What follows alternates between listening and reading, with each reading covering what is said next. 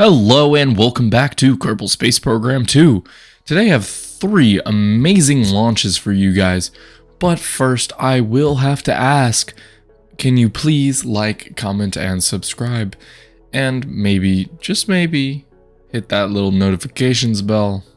I am trying to reach 200 subs by May.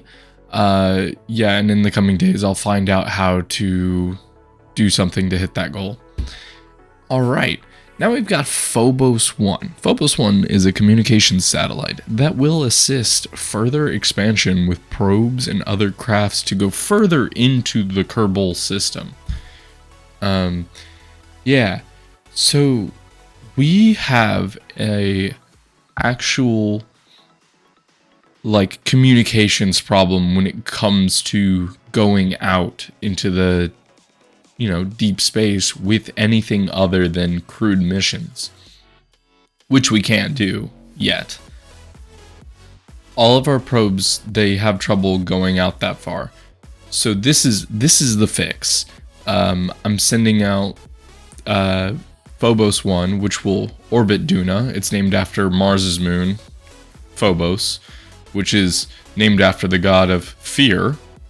That's where we get the word phobe from.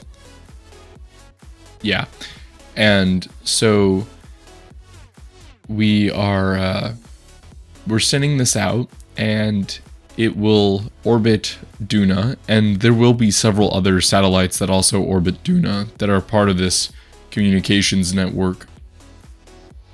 And this craft will specifically also talk to what's that one satellite called? Michael 1 that will orbit Eve. So there will be a constant connection between the 3 planets, or at least hopefully there will be a constant connection between the 3 planets, so that there will so that if there is a direct line of sight problem with Duna, hopefully Eve can see Duna, and the Michael 1 and Eve can connect to each other, and there will be, or should be, no problems communicating between the 2 planets. So we'd never lose communication to the sun or anything like that. Alright, here's Philides, named after one of the first runner of what we consider to be the marathon. He was in the believe the Peloponnesian War, against Persia. He died after finishing the marathon. Yeah. This is a satellite that will communicate with a vast portion of deep space satellites. Now this satellite is over 20 tons, which is almost the weight of Skylab, which is ridiculous. This is a fucking heavy ass, it's so heavy that we're on stage 5 and we're not even out of the atmosphere yet. That's how heavy this fucking thing was. And look at it.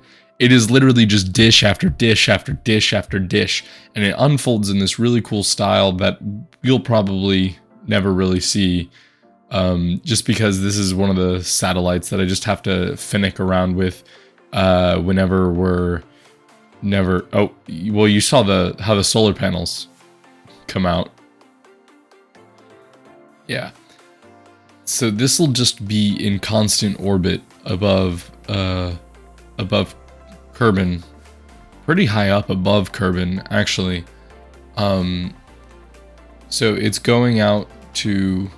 not that far. That far was actually a mistake. And it'll actually be in an inclined orbit. We just have a lot of extra fuel, and I didn't really feel like doing a different inclination launch, because I was just so uncertain of how much fuel I'd use getting out of the atmosphere. because this thing was heavy, and we definitely don't have the rocketry to get to that point yet. Anyway, this is our last stage, and here it is. I mean, look at how large this thing is. This thing is larger than most of our like moon landers. This thing, if it wanted to, could land on the moon. That's just how powerful it has to be just to move around just at any consistent rate. Yeah, and here's me trying to figure out how to do this, and then realizing that I am going to need to have a secondary satellite that will communicate directly to this satellite at all times, because I will not always have complete and focused like communications with the the Kerbal Space Center at all times.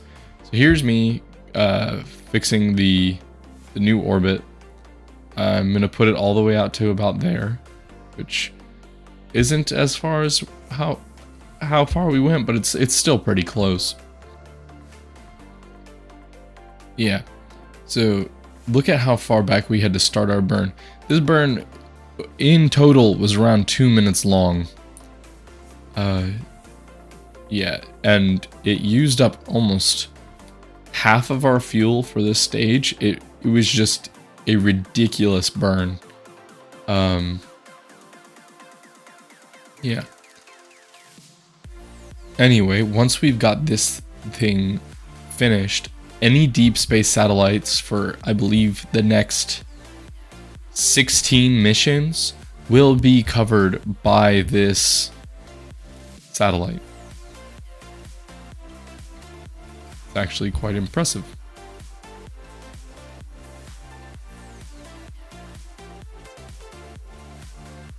And that's the end of our first burn, or our final burn. And we're just gonna go, and this is me trying to get any sort of connection so I can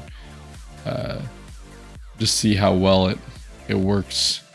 Also, again, this is where I fully decided that we are going to have to do our next launch, which is here.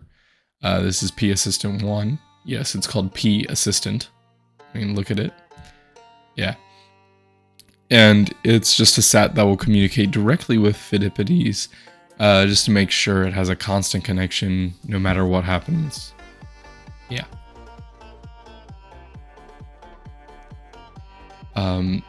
And it's not a very big satellite. That's why we're using 7 Mile 1.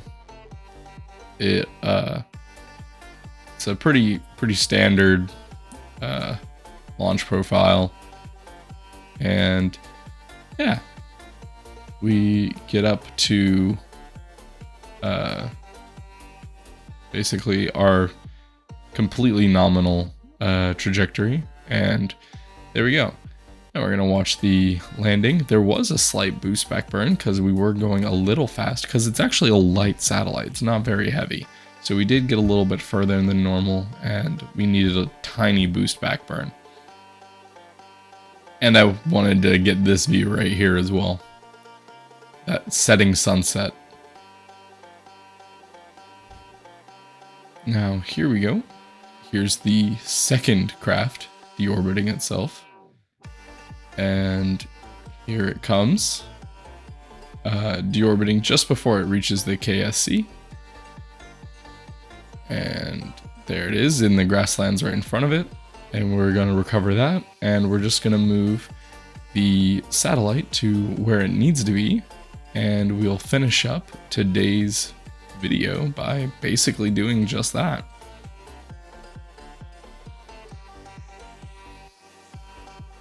Yeah. So you can now see that this section here underneath my mouse, that is just the next stage. If you detach that, it would just be that little black stripe you see right behind the solar panels, and then nothing below it. It's a very small craft. Yeah. Yeah, and that's it. Goodbye.